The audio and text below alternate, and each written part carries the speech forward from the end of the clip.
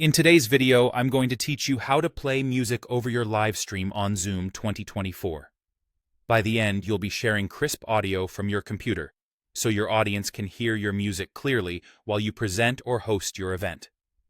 First, start or join your Zoom meeting.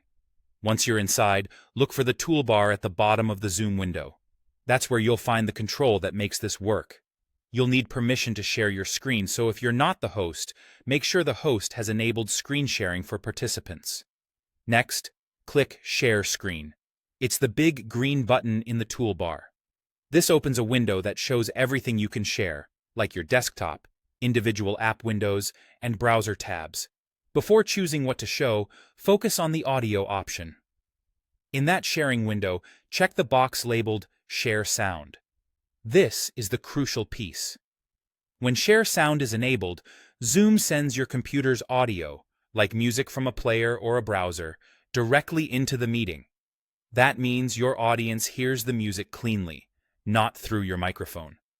If you've seen options for higher fidelity or stereo in your account before, those are great for music-heavy sessions, but the standard Share Sound setting is all you need for most streams. Now, select what you want your audience to see while the music plays. Choose your music app if you want to show it on screen, or pick a specific browser tab if your tracks are playing from a web player. Selecting a specific window can help you keep the rest of your desktop private and your presentation focused.